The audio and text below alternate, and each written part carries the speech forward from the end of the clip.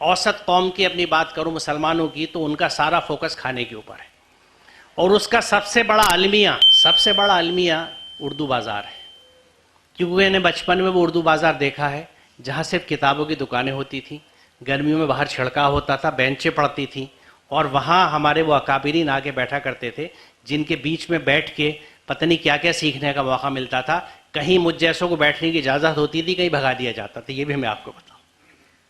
آج وہاں پہ صرف چکن فرائی اور فش فرائی اور تکہ فرائی. تو میں یہ سمجھتا ہوں کہ یہ ایک ٹرانزیشن ہے جو اس قوم میں ہوا ہے کہ یہ صرف پڑھنے یعنی دماغ کی غذا سے پیٹ کی غذا کی طرف آ گئی ہے، یعنی انسانی زندگی سے اب حیوانی زندگی گزار رہی ہے، اور ہم سب خاموش ہیں.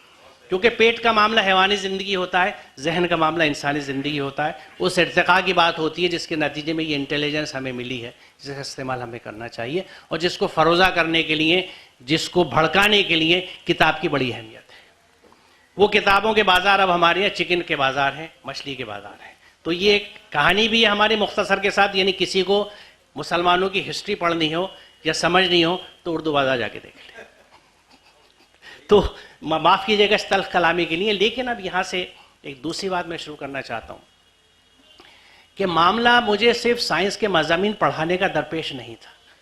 میرے سامنے ایک سب سے بڑا سوال یہ تھا کہ وہ قوم جس نے زبردست کنٹریبیوشن سائنٹیفک فیلڈز میں دیا ہے، جس کو یورپ ڈارک ایجز کہتا ہے، وہ ہمارے ہاں کا گولڈن ایج پیریڈ تھا، جس کو یورپین ہسٹورینز لکھتے ہیں کہ مسلم سائنٹسٹ کا کنٹریبیوشن ہر فیلڈ میں، چاہے وہ میڈیسن ہو، ایسٹرونومی ہو، فلاسفی ہو، کوئی بھی چیز ہو، اس میں بہت زبردست کنٹریبیوشن تھا.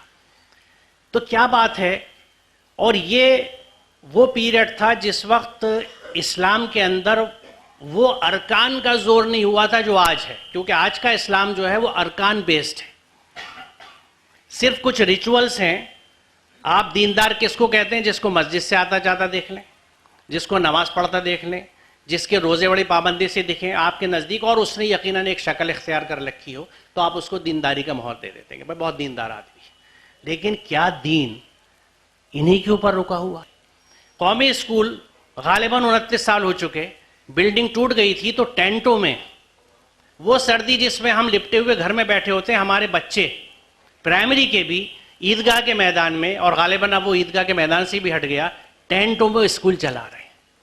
اس دہلی شہر میں جس میں کروڑوں روپے کی شادی ہوتی ہیں، خود اس کے پڑوس میں باڑہ ہندوراؤ میں اور قصاب پورے میں بھی.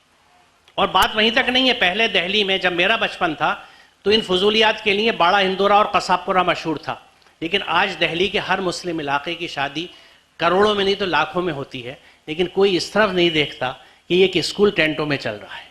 پیسے ہیں، دل نہیں ہے، اور ترجیحات نہیں. ہماری پرائرٹیز بالکل الگ ہیں.